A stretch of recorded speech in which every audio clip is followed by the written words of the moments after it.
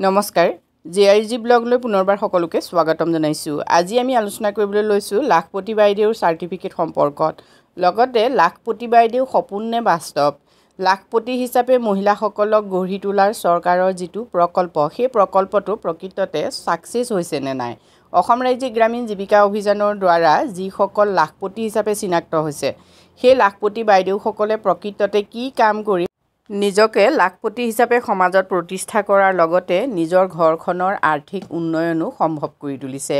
তেনে এগৰাকী লখিমপুৰৰ মহিলা যিগৰাকী লাখপতি হিচাপে ইতিমধ্যে চিনাক্তকৰণ কৰা হৈছে আৰু যিগৰাকীয়ে লাখপতিৰ যিখন সাৰ্টিফিকেট, সেই সাৰ্টিফিকেটো লাভ কৰিছে।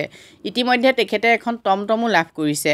এই টমটম লাভ কৰালৈকে তেখেতৰ যিটো জাৰ্নি, সেই সম্পৰ্কত আপোনালোকে আজি ভিডিঅ'টোৰ জৰিয়তে জানিব পাৰিব।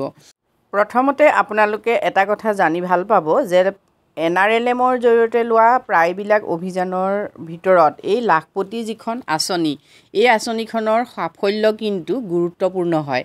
মানে লাখপতি বাইদেউ হিচাপে মহিলাসকলক গঢ়ি তোলাৰ যিটো চৰকাৰৰ সপোন, সেই সপোনটো কিন্তু সপোন হৈ থকা নাই, বৰ্তমান বাস্তৱায়িত হৈছে। এনে বহুতো মহিলা ভাৰতবৰ্ষত গঢ়ি উঠিছে যিসকলে নিজৰ পৰিয়ালটোক আৰ্থিকভাৱে সকাহ দিয়াৰ লগতে নিজৰ স্বামীকো অৰ্থনৈতিক উন্নয়নৰ ক্ষেত্ৰত যথেষ্ট পৰিমাণে সহায় কৰিছে এই লাখপতি বাইদেউ আঁচনিখনৰ জৰিয়তে। এতিয়াও যিহেতু অসম চৰকাৰে 10,000কৈ টকা আপোনালোকক দিব লাখপতি হিচাপে নিজকে প্ৰস্তুত কৰাৰ বাবে, মানে এটা আপোনালোকক ভেটি দিব। সেই ভেটিটোত আপোনালোকে প্ৰথমতে নিজে গঢ়িব লাগিব। যিহেতু লাখপতি হিচাপে যদি আপোনালোকে নিজকে গঢ়িবলৈ প্ৰস্তুত নহয়, চৰকাৰৰ পৰা সদায় দান বৰঙণিহে বিচাৰি থাকে, তেতিয়াহ'লে কিন্তু আপোনালোকে কোনোদিন নিজক লাখপতি হিচাপে চিনাক্ত কৰিব নোৱাৰিব। লাখপতি হিচাপে নিজক চিনাক্ত কৰাটোৱে আচলতে চৰকাৰৰ আঁচনি সফল হৈছে নাই, সেইটোতকৈ ডাঙৰ কথা আপোনাৰ পৰিয়ালটো সফল হ'ব, আপুনি আৰ্থিকভাৱে সচ্ছল হ'ব আৰু আপুনি আপোনাৰ নিজৰ সন্তানক সুশিক্ষাৰে শিক্ষিত কৰাৰ এটা সুবিধা পাব। গতিকে আপোনালোকে এই 10,000 টকালৈ কি কৰিব, সেইটো কাৰণেই আপোনালোকে পূৰ্ণ পৰিকল্পনাৰে কামটো কৰিবলৈ আগবাঢ়ি যাব লাগে। যি কি নহওক, লাখপতি হিচাপে নিজকে প্ৰতিষ্ঠা কৰি লাখপতি বাইদেউৰ সাৰ্টিফিকেট লাভ কৰা এগৰাকী মহিলাৰ কাহিনী আপোনালোকলৈ আজি আগবঢ়াইছোঁ। যদি আপোনালোকে লাখপতি হিচাপে ইতিমধ্যে সাৰ্টিফিকেট পাইছে, তেতিয়াহ'লে কমেণ্ট কৰিবলৈ নাপাহৰিব। ভৱিষ্যতে আমি এনেধৰণৰ লাখপতি বাইদেউৰ আৰু কাহিনী আপোনালোকলৈ আগবঢ়াই দিম। যদি আপোনালোকে বিচাৰে আপোনালোকৰ কাহিনীটো আমাৰ এই চেনেলৰ জৰিয়তে প্ৰকাশ কৰোঁ, তেতিয়াহ'লে আপোনালোকে কমেণ্ট কৰি সেই সম্পৰ্কত মোৰ লগত যোগাযোগো কৰিব পাৰে। যিহেতু আপোনালোকৰ কাহিনীয়ে বহুতো মহিলাক উৎসাহ জনোৱাৰ লগতে ভৱিষ্যতে তেওঁলোকেও নিজক গঢ়ি তোলাৰ ক্ষেত্ৰত প্ৰেৰণা লাভ কৰিব। যি কি নহওক, আজি আপোনালোকে লখিমপুৰৰ sajina বেগমৰ লাখপতি হোৱাৰ এই যাত্ৰাৰ অংশীদাৰ হওক।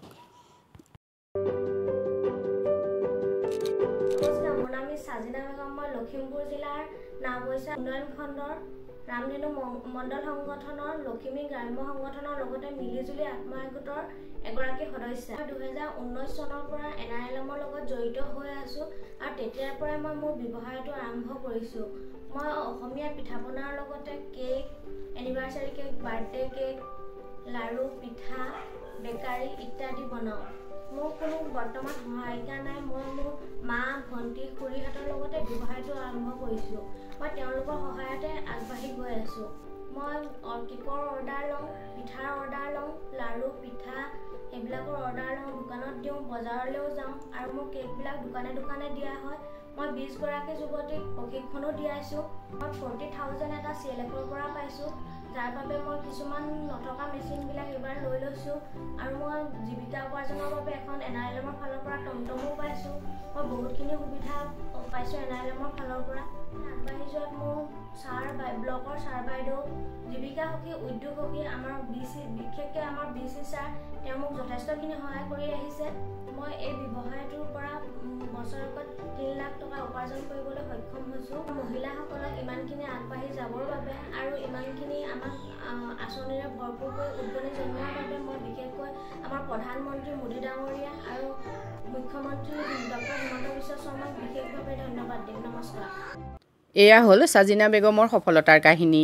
এতিয়া আপোনালোকে যদি কোনোবাই কেক বিচাৰে বা অন্যান্য পিঠা পনা বা যিকোনো বস্তু তেখেতে যিখিনি প্ৰডাক্ট কৰিছোঁ বুলি কৈছে সেই প্ৰডাক্টখিনি যদি আপোনালোকে বিচাৰে তেতিয়াহ'লে তেখেতৰ পৰা আপোনালোকে এই প্ৰডাক্টখিনি ল'ব পাৰে।